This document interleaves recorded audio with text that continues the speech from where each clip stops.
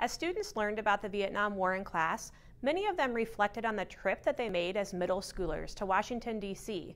And of course, one of the monuments that they visited was the Vietnam Veterans Memorial. And if you have not had the opportunity to visit that somber memorial, you really should. It chronologically lists the names of over 58,000 Americans who gave their lives for our country. While students might not have truly grasped the concept as middle schoolers, I assure you that they do now. Hi, I'm Jesse Coleman. I'm a sophomore at Ridgeview. On May 6, 2019, I had the privilege to talk with Mr. Doug Ruffridge, a new resident of Holstein. Doug grew up in northeast Iowa and was drafted during the lottery system in 1970. Doug Ruffridge, grew up in Green, Iowa. I was drafted under the lottery system. My birth date came down number 13 and was drafted into the Army. I was curious what his life was like prior to serving in the Army. He shared that he'd grown up on a farm near Green, Iowa, loved playing sports, had gone to 2 years of junior college, and then became a carpenter.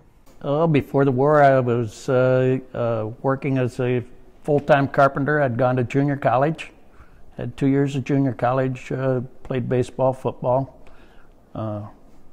more sports than study, and got out, and that was when the draft or lottery first came down. In the county, I was like number 4 in the county. So when this lottery system came down, that I'm sure you've probably studied already. Yeah, a little bit. Yeah. I'm thinking I would get a big number and not have to go into the service. Well, my date of birth came up number 13 as I'm laying on the floor watching TV. So that's how I got more or less told I had to go into the service. We talked about the draft in class, but the whole process was still a little hazy for me. So I asked Doug to describe how the lottery system worked. In the county, you were a number, and if you were 1, 2, 3, you were the first to go in the county if they asked for people to go in the service. Yeah. You were told, I guess. and there again, this is 50 years ago. So, but then the lottery came down, and I thought, okay, going from a 4 and possible chance of getting a high number because they were only drafting lower numbers. Yeah. And that's where I thought, hey, maybe I'll get out of this and won't have to go in the service, because I'd had a good high school friend was killed right away over there, and another high school buddy, 3 or 4 of them had got sent over to Vietnam. So yeah, a little worried about it. Yeah. And hoping to get a big number, and laying there on the floor. It was like the lotto system now, where they draw balls and everything, if I can remember, and they were drawing out dates of birth, or my date of birth was July 8th. Well, here across the screen, they'd have, say, August 1st was number 1, or April 4th was number 2. Well, I'm laying there, and the 13th number drawn was July 8th. Next, he described basic training at Fort Riley, Kansas, where they went through drills on base. Went to Fort Lewis, Washington, and I believe basic training was 9 weeks. Back then, they were having a spinal meningitis breakout, so we were confined to like a 4-block area, I believe. Couldn't go see any of the town or anything. It was just right there on base. And I've got some manuals I'll show you when you get done with the questioning on some of the things we had to do, training that they put us through. And once we were done with that training, part of our company went on to advanced infantry training in California, and part of our company got deployed to on-the-job training at Fort Riley, Kansas. So. But basic training was right there. They'd haul you around in what we called cattle trucks, which was just a low box semi-trailer, had a tarp over the top of it, and you'd be going down a dirt road, and all you'd see is this little white spot in the back of the truck. You could hardly see the guy sitting next to you because the dirt and everything was so bad. But that's how they would transport you around to all your different functions. I wanted to hear more about any specialized training Mr. Ruffridge had received, and I found out he specialized in tanks. Well, when I got to Fort Riley, Kansas, it was, like I said, on-the-job training as a tanker. Yeah. A big M60A1 tank, and had no idea what that was going to entail. But started out as a driver, and I ended up a tank commander. And back to getting drafted, you were only drafted for 2 years, where a lot of guys that were enlisting were in for 3 years. And I was one of the lucky ones. I was only in a year and 8 months, too, so they came down with an early out. Wow. Lucky. Yeah, very lucky. That's very lucky. Tank gunnery, that was one of the things we went through. My platoon sergeant and I finished number 1 in the company or whatever we were shooting against. But that was kind of fun. You have different commands. On a tank, you have 4 people. You have a driver, a loader, a gunner, and a tank commander. And I worked my way up from driver to gunner, and then at the end had my own tank. And I was a Sergeant E5 in a year and 8 months, which is kind of unheard of.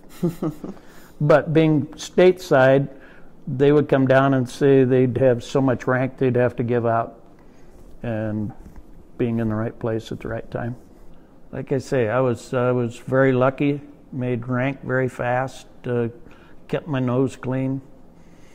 During, I like to tell the story about basic training. A little platoon sergeant or drill sergeant thought he was pretty fast. I was pretty quick, and you'd have this run, dodge, and jump. And it was just a short exercise you'd have to do, and you'd do it in competition. Well, they'd always put me up against him to see if we had to run a mile or do 50 push-ups or certain things. So I'd usually beat him, and that was kind of our ongoing thing at basic training. A little bit of rivalry? Yeah, a little bit of rivalry there. So, for him to move up the ranks that fast, I knew he must have been pretty decent at his job. He said it was all about listening to commands.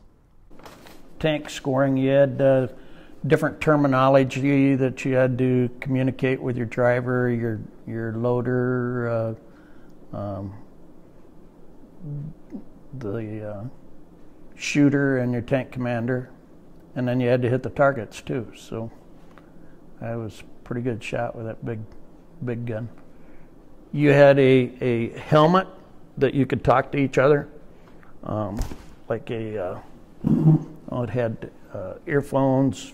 It was all in one with your little microphone. But yeah, you had certain commands that the loader would have to say up, or I don't even remember what they were now. I was curious if he had any especially fond memories of his time spent stateside in the Army. He shared a kind of funny story involving his tank. One of our demonstrations, we come roaring in, ROTC guys in the stands, and we come roaring in with the tanks, and 2 guys go this way and 1 comes forward. And our tank commander is pointing out all the gunnery and different things on our tanks. They're instructing the ROTC guys about. And then they said, well, kind of give them a show. So when we left, backed our tanks up, and a tank has low and high gear. It's like an automatic, and a T-bar to steer. Backed it up, and I dropped it in low gear and kind of popped the wheelie with a 52-ton tank. So kind of got in a little trouble for that, but the ROTC cadets kind of liked it. So. Even though he served the majority of his time stateside, Mr. Ruffridge was sent to Germany for a month longer reforger. I had to ask what a reforger was, and he explained it's basically to use the stored equipment that's there. The entire time he was there, he was always in close proximity to his tank, and he even slept on the tank's fender. Got to go to Germany for a month on a reforger. That was kind of interesting, but there again, I took a few pictures. Back then we didn't have cell phones, so you had to carry a camera around. But I have a lot of memories from that, going through fields and leaving ruts, and the worst thing you could do over there is drive over a little evergreen tree, and the Germans would get paid for that little evergreen tree for the lumber it would have produced for them. But Germany was very laid back, really small streets. We'd hear of stories of tanks running over cars or poking their guns through the side of a building just because it was so narrow and tight. Yeah.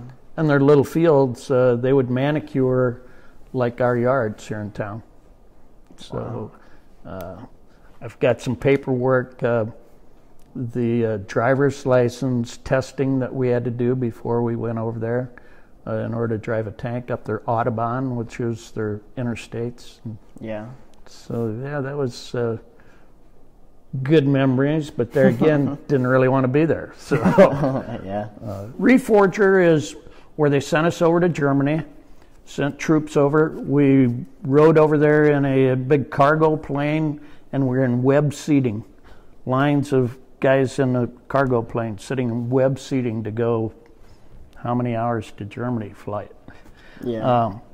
And it was to send us over there and take our stored equipment out, get it all running, make sure everything worked, and play war games with the troops that were over there and work with the Germans.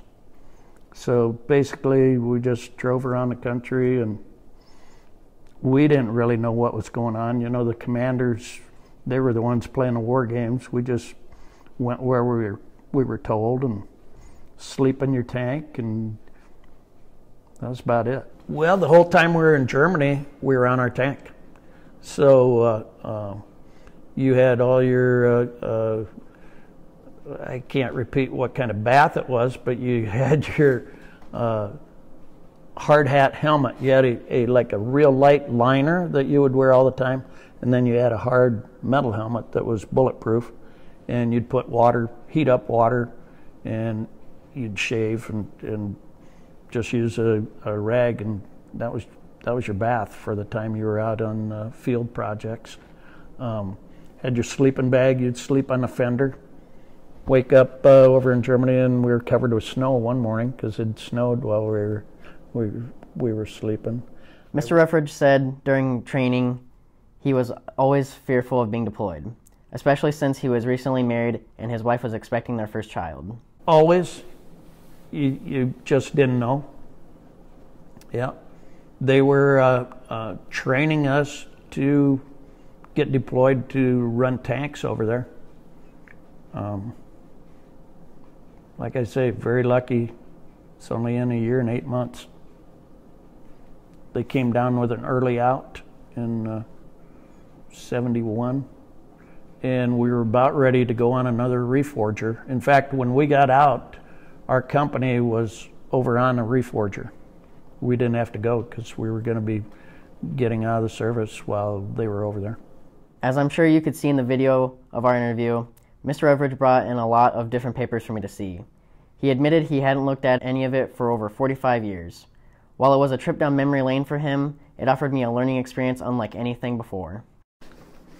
Here was what was really interesting by you asking me to do this. Like I said, these papers were in the bottom of this suitcase, and I hadn't looked at since probably I got out.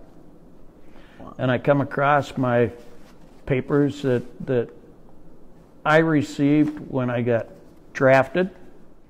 Then, Mr. Ruffridge caught me by surprise and gifted me his tank company pin and 2 of his uniform patches. I was so touched by his generosity shown by a man who'd been a stranger a short 30 minutes prior to our interview. I'm humbled and honored that he gave me these. When you look on a lot of the servicemen's dress uniforms, they have the little bar on there. Yeah. Tells where you've been for certain stages. I don't know if this is for the Vietnam War, but you also received a medal with that same coloring. This is what the little bar on your uniform would look like. So that determined where you'd been and what you'd been doing. This is what our company had for a tank company. And here again was the big red one. And when you went into combat, all your signage was black so that it wasn't shiny. Yeah. And you never wore anything shiny. It was all blackened out. So for you, I'm going to give you this. As I started to wrap up the interview, I asked Mr. Ruffridge about his time after the Army. That is when I learned about a new variation of the GI Bill. So I looked around for a job, and it was tough for a while. And finally, a company in Mason City, a lumberyard company, hired me and used up part of my GI Bill that you were granted when you got out of the service. Yeah.